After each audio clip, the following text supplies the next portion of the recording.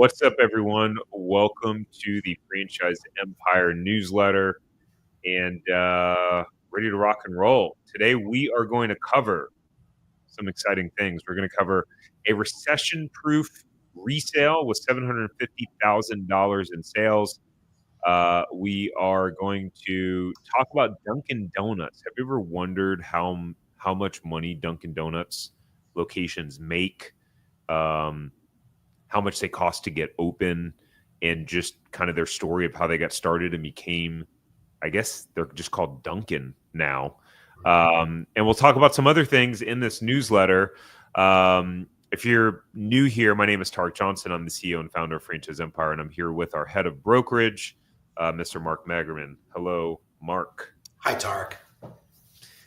All right, let's dive in, y'all. But before we do, something we have to show you very quickly.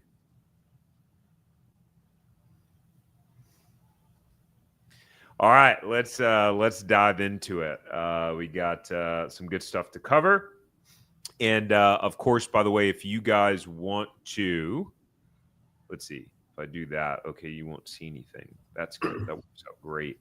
If you guys want to see this, if you're not on our newsletter email list, we send this out, this whole shebang, on Sunday morning, so you can read it at your leisure and convenience.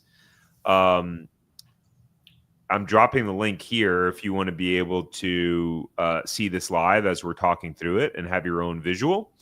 And then, of course, you can go to franchiseempire.com/newsletter to ensure that you get this in your inbox on Sunday mornings as well. But let's talk about this first resale, which is not a new brand. The resale is called AdvantaClean, and I'll cover what their business is for just a moment, and we'll talk about some of their numbers. By the way, if you're watching live, we would love to know where you're watching from or listening from. So drop us a comment and just let us know what city and state that you're tuning in from. And if you're watching the replay, just type replay in the comments.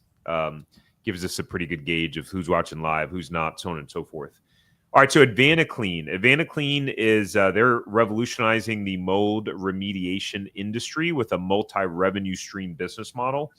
They're one of the leading brands in improving indoor air quality, and unlike most of their competitors, AdvantaClean focuses on non-emergency scheduled work.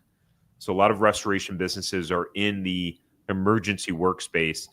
So their business model allows for for owners to balance their revenue streams with greater predictability, right? So they're offering things like mold remediation and removal, crawl space moisture, air duct cleaning, sanitizing, radon mitigation, et cetera. I'm sure they probably made it, well, let me not use that word. I'm sure they probably did very well during COVID.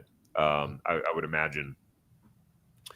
Oh, we got a bunch of people commenting. Carla, thank you for all you do with guidance dreams. Dreaming of having a franchise or business startup for the Caribbean. You're quite welcome, and thanks for being here. We got Rich from Connecticut. Hello, Rich. And we have Mark from Dallas, Texas. Juan from San Antonio, Texas. Thanks for tuning in, y'all. Well, our guest that wants to start a franchise in the Caribbean, if she's looking for a partner, I'm available. I know, right? The Caribbean. What a beautiful place. That has to be amazing to live there. We used to have a joke. My friend and I, when we were in college, we were going to open up a Slurpee slush stand in the Caribbean. Just get a freezer and sell slushes all day. Never did it. Oh man, I'll tell you about it offline. I actually learned about this. We went to this ice cream shop the other day. My mom was in town visiting us here, and incredible. And you're talking about the average ticket. The average product is like $12, $15. It's like these custom ice cream things. Yeah. The place was utterly packed. Granted, it was 90 degrees outside. And of course, I'm like, this has to be a franchise.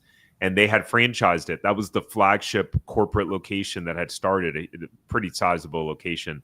But I thought, oh man, I could see people loving this stuff. And I actually even thought, I'll have to send it to you offline because I thought, for the people that do want food and something interesting, us having that in our portfolio could be pretty interesting because it looked like one of those unique options that would do well. I got to pull up the FGD and see the numbers. Love to see it.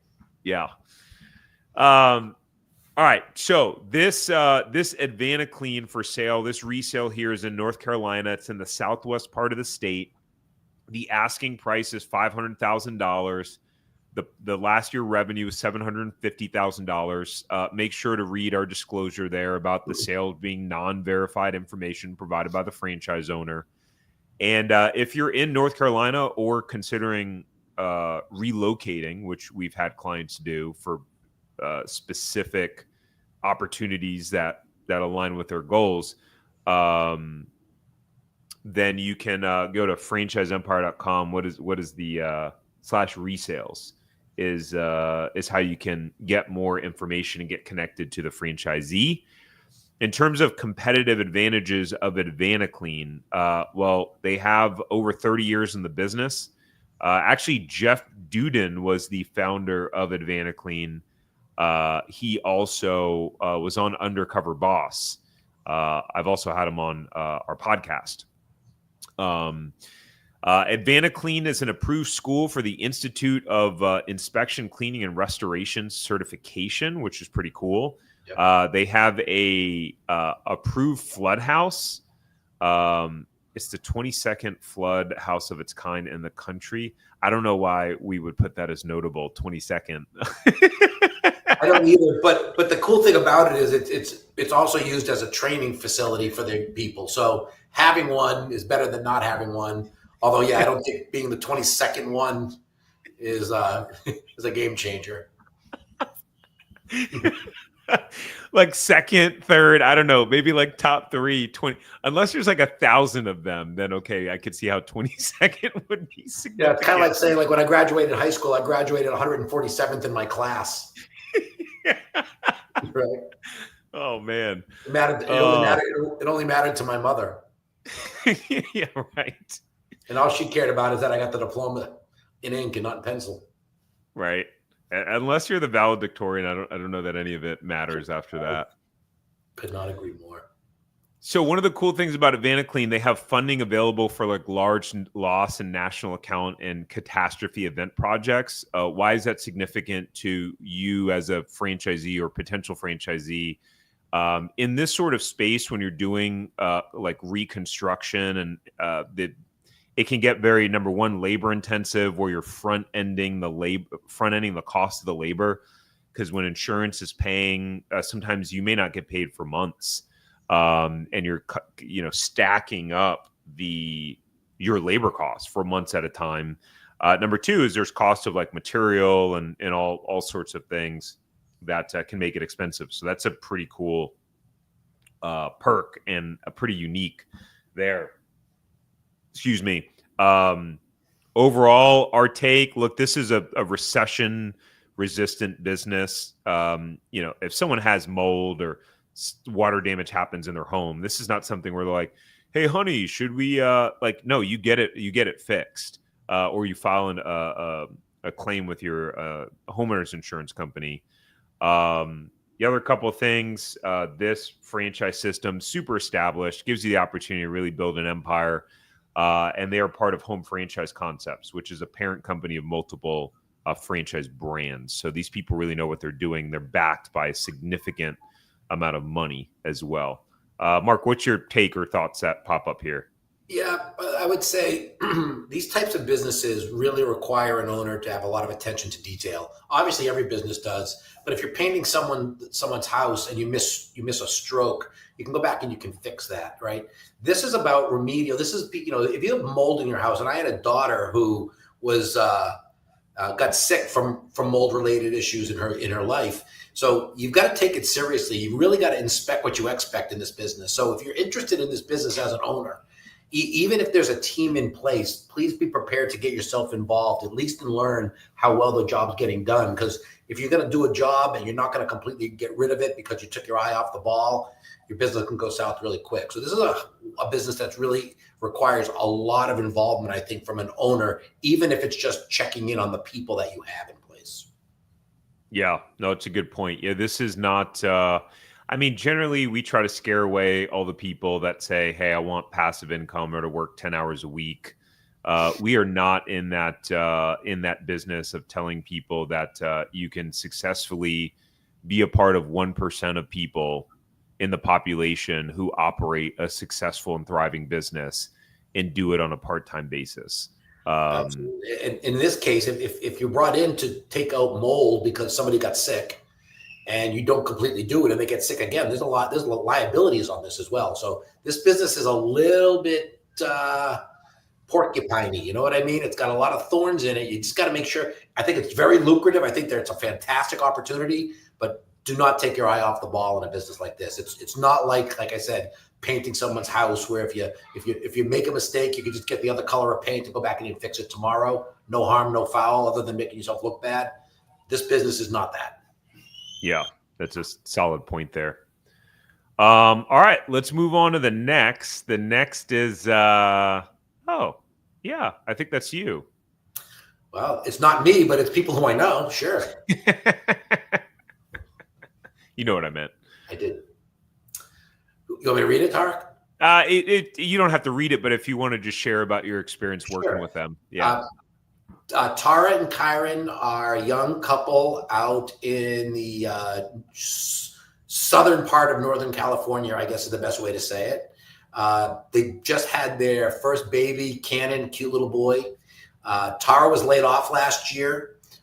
They're both high caliber young folks.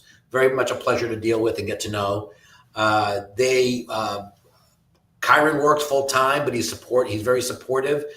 Tara was looking for something to.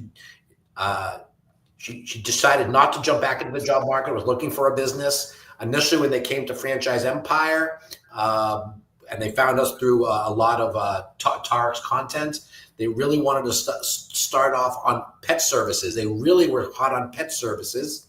We met a couple of them, and it didn't really register. And they did a very good job of asking questions. And if every one of our candidates was as thorough as these guys, Tarek, we'd have a lot less issues on our side of the ledger sheet. But then we kind of pivoted because they were having the baby. She said, maybe I want to get involved in something that I can do with the baby. We're not talking specific brands in these conversations, or are we? You can. I think it's in the blurb. Is it okay? So they were interested in child services. They weren't really interested, though, in building a brick and mortar school or spending millions of dollars. They were introduced to a really amazing franchise brand called Soccer Stars. Anybody listening, if you want to know a little bit more about it, please get on our calendar.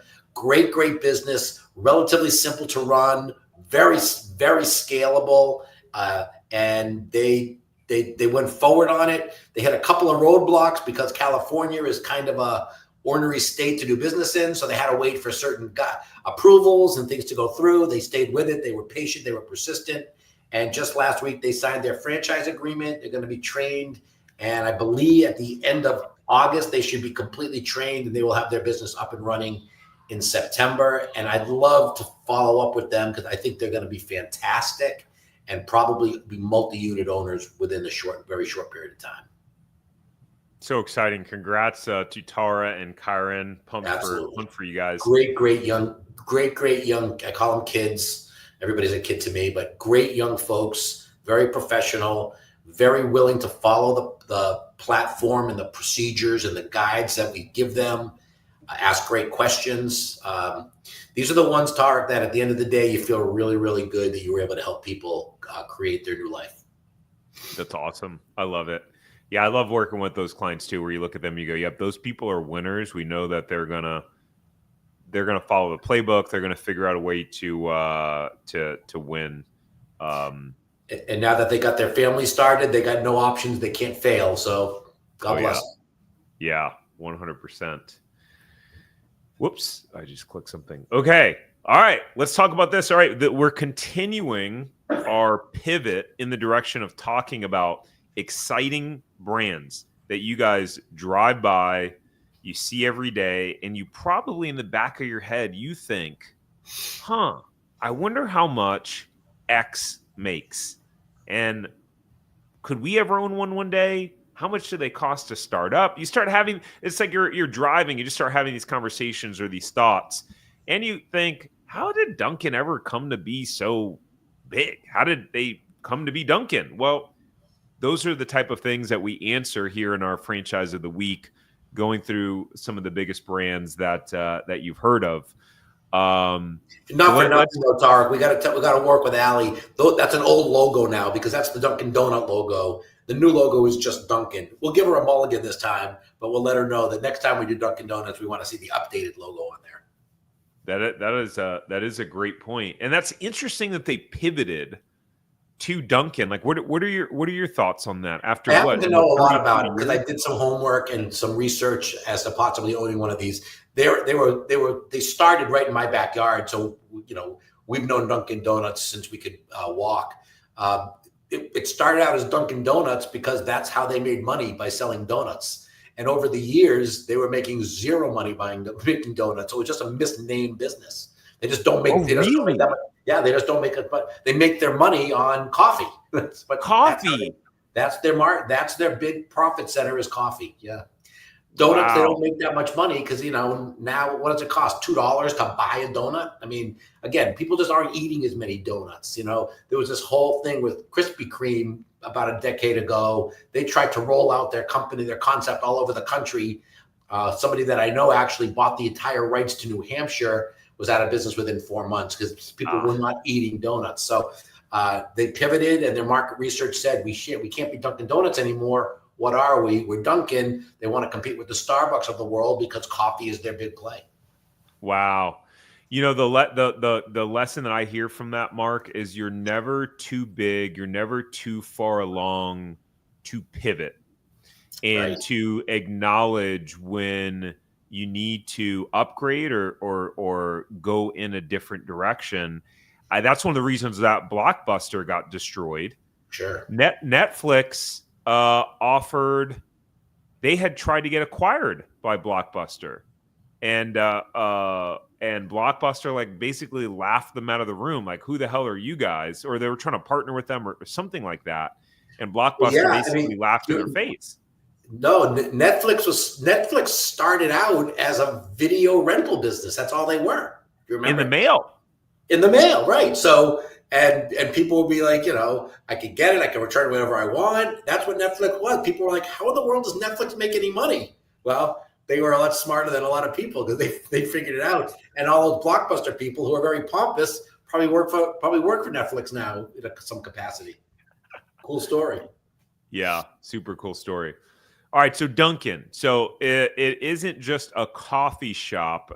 Let's see, for millions of people, it's the only way that they start the day. I personally don't drink Dunkin' Donuts coffee. I'm pretty particular about my coffee, like very strong coffee. Do you drink Dunkin's coffee, Mark? So, here's the thing, right? So it's kind of like being a Red Sox fan, right? Even if the Red Sox stink, I'm a fan. From the time I was, drank my first cup of coffee, if you live in the Northeast, you go to Dunkin' Donuts. There was no such thing as Starbucks. There was no such thing as these other. It was Dunkin' or nothing. So I drink Dunkin' Donuts coffee. Do I think it's the best coffee in the world? No. Do I change? No. Do I drive by a Starbucks to go to Dunkin'? Yes. So I'm a Dunkin' loyalist, but that's just because I'm old and that's what I've been doing for 40 years. So I understand there's lots of people who don't, and in areas where Dunkin' isn't as heavily saturated as the Northeast, I don't think their coffee gets over big. But here in the Northeast, they are an institution. Very interesting. I did not mean to to click off of that. My mouse got stuck, and I couldn't find where it was. My bad, guys. And by the way, as I'm pulling this back up on the screen, what's interesting, Mark, I was just reading this on the sheet, was that Dunkin' Donuts, what the name stands for, which I guess it would have been common sense, but that people liked dunking their donuts in coffee. Yeah, I had heard that story as well. Many years ago, we actually looked into, what would it take to become a franchise owner with Dunkin' Donuts, like lots of other people do. And then that's what we were told as well, is that's how the Dunkin' came into it, Dunkin' Donuts, which was their initial strategy of coffee and donuts, which is really all they sold initially. Yeah, very interesting. So, guys, it started back in 1948. So William Rosenberg opened a shop called Open Kettle. 2 years later, after seeing a lot of people dipping their donuts or dunking, I guess we should have said dunking their donuts, not dipping them. Right. He renamed it to Dunkin' Donuts. And by 1955, he started franchising. It's just crazy how long the franchising business model has been around and successful. And what's interesting to me is that there are dying brands, right? So you have like some brands just have their shelf life because of lack of innovation, or people get tired of it, or better concepts come out. I mean, look at Subway. Like, who eats Subway? I don't know. I don't anymore. And I remember being in middle school, eating Subway, probably once a week, twice a week. So by 1955, he started franchising long before most brands did. Today, they're in over 60 countries. But the heart of it's still the same: quick, tasty coffee and donuts at a good price. What really makes Dunkin' special is how it stays culturally relevant. In the 70s, they made the Munchkins to cut down on waste, which is pretty clever, right? Because of what the donut holes.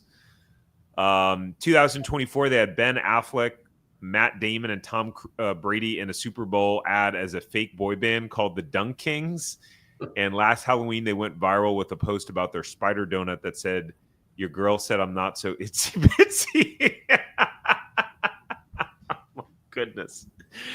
Oh, man. It's silly, it's bold, and it works. But behind the fun, Dunkin' is built for business. From day one, it was made to grow. Low staff needs, fast prep, great drive-thrus. If you guys didn't know, I actually watched a whole mini documentary, or kind of like one of those how it's made series, and they actually ship their donuts to the stores daily, and I think multiple times a day. Did you know that, Mark? Yeah, they have actually hubs for that, where they'll make all the donuts and ship them out to different spots. If you do remember, anybody again aging themselves, I thought you were going to put this in the write up, but there used to be an ad on TV many years ago. Time to make the donuts. The little baker had to wake up at 4 o'clock in the morning and go and traipse through the snow to go to make the donuts. So that, I thought that was going to be part of it. But yeah, I was familiar with that. It's they've got the sit. Put it this way: if there's a brand that's figured out how to get the kinks out of the process, they figured that out. Yeah, it's a good point. And it just shows too, like, these brands that grow, it's not just because of the name and the marketing. Like, they figure out the operational side of the business, and how that's really what franchising is mastering a duplicatable strategy and creating an kind of unfair advantage, right? And the unfair advantage, part of that being their hubs and being able to bring fresh donuts. But then people out innovate you, like something like Duck Donuts, which is a franchise concept that we went and got donuts from a week and a half ago, being here in Myrtle Beach right now. And I mean, they're making the donut fresh right there and putting the toppings and stuff on, and they're coming out piping hot. I mean, we had to wait 5 to 7 minutes before we could eat the donuts because it was piping hot. And I'll tell you what, it's hard to go get a donut that's been sitting on the shelf when you grab your box of piping hot donuts. It's like, man, that's pretty tasty. Yeah, and you know what I would say to that, Tarek? I mean, Duck Donuts is not nearly the Leviathan that Dunkin' is, right? They don't have that many True. locations. It's going to be really hard for them to maintain that model of having fresh donuts as they start expanding and more and more and more. So again, that's kind of a slippery slope when you talk about it. The cool thing about Dunkin' is Dunkin' was the first one on every block. They've been able to sustain and grow their business while everybody under the sun is targeting them as, how do we beat Dunkin'? How do we beat Dunkin'? And competitors come and go, and they still maintain their business. So they're doing something that's completely correct. And I think you're going to show the numbers now that are going to back that up. Yeah, 100%. So let's take a look at those numbers. As of December 31st, 2022, over 9,000 outlets, 9,768, only 34 of them company owned, y'all. Franchise fee, $40,000 to $90,000. Marketing fee is 5%, which is significantly higher than the average like service franchise, right? And that's because, everywhere you look, they're got commercials and billboards and all of that And jazz. Matt Damon and Tom Brady and Ben Affleck, they don't come cheap either. So someone had to pay those guys. Yeah, that's a And it was a fair Super point Bowl right there. ad, right? What's that? $2.5 million for a 30-second spot. So yeah, the numbers might be high, but you can't argue that there's success on the marketing side of things. Nope, can't debate that. Not a single bit. The royalty fee, 5.9%. I'm curious why such an obscure number. Why not just 6? What is that like when you go to get gas and it says it's $3.99 a gallon? Like, you're not fooling anyone, but I guess they are, because they've been doing it for years. So yeah, my guess would be, and this is really not even fair for me to say, but that 5.9 was 5.7, was 5.5. They're gradually moving it up, and I think my guess is if we do this again next year, I wouldn't be surprised if that 5 starts with a 6. wow, I didn't even think. That's a hunch. That's what I mean. It's not really fair. That's just an opinion. Yeah. Well, I mean, when you have almost 10,000 locations, 0.1 or 0.2% is meaningful, I'm sure. Absolutely. All right. Initial investment ranges from $526,000 to $1.8 million. And that is going to depend, ladies and gentlemen, on the type of location that you open. So, and having done some videos on Dunkin, they have a couple different options. They have inline, so where you're like, in a shopping center building. And then you have like your traditional freestanding units, which that's self-explanatory. Minimum net worth is $500,000 per location. That makes sense. That's pretty reasonable. I feel like that's one of the only ones that I've seen of big brands where it's like, okay, that makes sense that it's per store. Because I think we did Jersey Mike's either last week or the week before, and it was like $350,000 net worth or something crazy. I'm like, how the hell can you open $1 million store where we're only having like a $350,000 net worth? It wasn't making sense. Agreed. They do have a 20-year term on their franchise agreement. Why do you think it's so long? You know what? We were talking about another brand last week. I didn't have a good answer, but all I do know is it's almost superfluous, because to me, the longer the term, the better for the franchisee, because they can't change the numbers. That means you're locked in. But as long as you can sell your business and strategically exit, I don't think it makes a difference. But I don't know why the 20 years. I think the downside to the 20 years, going back to my Five Guys days, is we signed a 10-year agreement. And our goal was to get out at that 10-year mark, because between years 10 and 20, if we re-upped at the 10-year mark, you had to do a rephase. You had to spend more money and upgrade your store, which was very, considerable.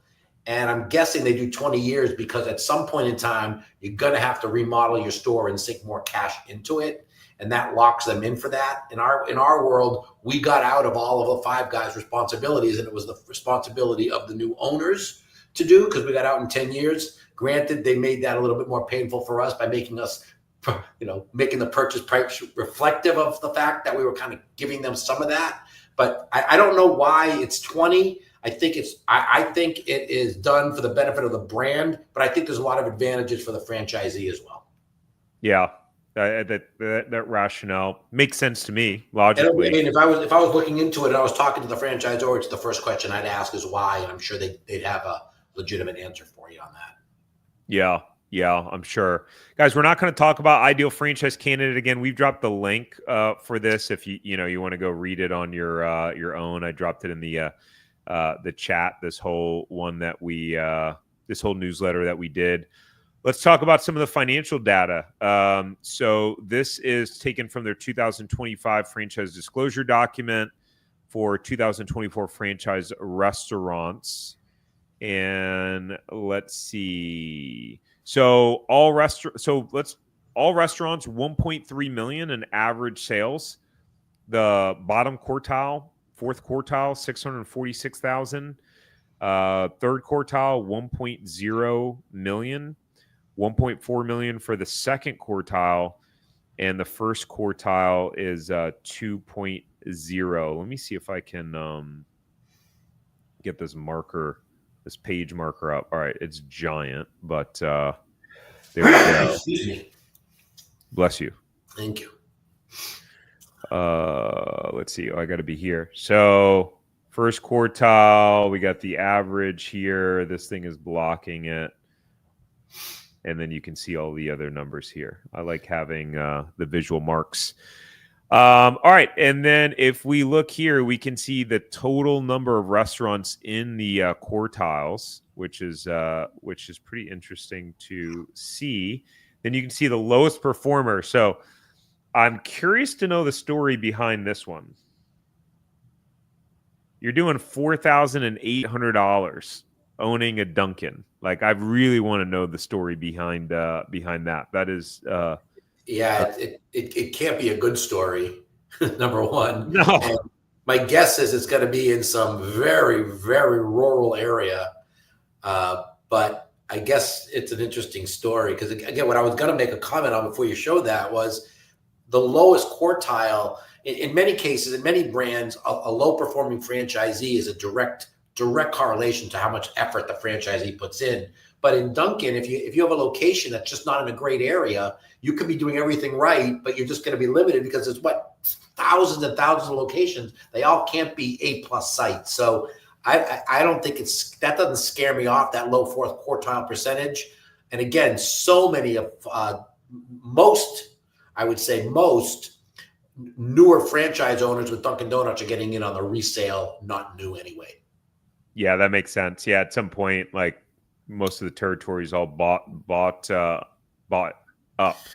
Yeah, and I use the exact, if you want to get into Dunkin' Donuts, and if you ended up investing in one, that would now give you opportunity of being in the network and being able to be firsthand on buying out franchise owners. Because I'll tell you what, you can look at Biz Buy Sell and all the websites that show businesses for sale. Very few of them have Dunkin' Donuts and Five Guys listed on there, because when they get sold, they don't make it to the public marketplace. So this might be, getting into Dunkin' Donuts with a resale, and then before you know it, you have an opportunity to scale your business and own multiple. Which, again, if your goal is to own one Dunkin' Donuts, I would say revamp your goals. Yeah, right. Here's what's interesting. Top performing location, 5.7 million. So big disparity between the two, but there usually is. Yeah. And that's usually how it works. Cool. So I hope you guys find those numbers interesting. We're not going to talk about benefits for the franchisee, but again, you can pull up the link to the newsletter and see it on your own. But for those of you who go, hey, yeah, realistically, either I don't have the money for a Dunkin' Donuts, or I don't want to own a Dunkin' Donuts, or whatever reason, and you just go, hey, yeah, I'd actually love to know what are specific franchises that I would actually enjoy owning that are within my price point and can help me achieve my goals. Well, then you can go to you can schedule a free call with our team at go to franchiseempire.com/check territory. And we'd be able to do a free check for you to see what options are available in your markets. And you'll get some inside information from us about those brands. One of the benefits of doing that too is, like, you never know. You could find a franchise where you're like, ooh, I want to own that. I know I'll totally buy it today. Guess what? You don't know. You don't know if your territory is available. So we have a pretty cool system to be able to do that and connect directly to the franchisors. And pretty much, I'd say, how quickly do we find out? Like, by the end of the day, would you say on average, Mark? Or same day, worst case scenario, within 24 hours, we get response back, and the ones that don't get response back don't stay in our portfolio very long. Yeah, right. Good point. All right. In terms of stuff that you may find valuable or helpful. So kind of like this breakdown that Mark and I did, every week now, we put out on the Franchise Empire YouTube channel, breaking down the most popular franchises just in a higher production value, and it's a like 5 to 7 minute video breaking them down, me in the studio. So if you ever wondered some of these things about Wendy's, how they got started, how much they make, if it's a good investment, the cost of getting it open, and the most recent video was Wendy's, and I break it down on the Franchise Empire channel. And if you're the type of person where like, I just like to listen, I don't want to see the whole visual and video, you can listen to it on any of the podcast platforms as well. And then the second video that went live this week on the Franchise Empire channel is a video about Ray Titus, who's the founder of United Franchise Group.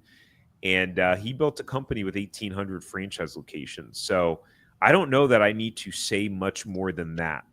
In the world of, getting to learn and hear from someone who has built something absolutely epic and successful, in my opinion, when I hear these sort of things and this sort of credibility, I want to drop whatever I'm doing and I want to hear what that person has to say. Even if I don't want to be in the same business as them, I'm curious about how they make decisions, how they operate, what do they do, how have they become so successful? And this is your opportunity to learn from Ray about what separates successful franchisees from the rest. He has a very interesting take on speed in business, and he gives a pretty interesting example and tells a story about that and the impact it had on his empire. So definitely go check that out. That's also on the Franchise Empire YouTube channel. Very valuable use of your time. He's a titan, no pun intended, in the industry. I would definitely listen to him, even if you're not thinking about franchising now. My guess is you watch this and you'd be like, franchising might just be for me after all. Yeah. Ray's Ray's also very entertaining to watch. He's from New York. He has a strong personality, and he's entertaining. Cool. All right, guys. Well, Mark, thanks for joining today. That's it, y'all. If you guys enjoyed this video, thanks, Mark. Always fun. Yes, likewise. Hit the like button, drop a comment. We'll see you next Monday, same time. Take care. Bye.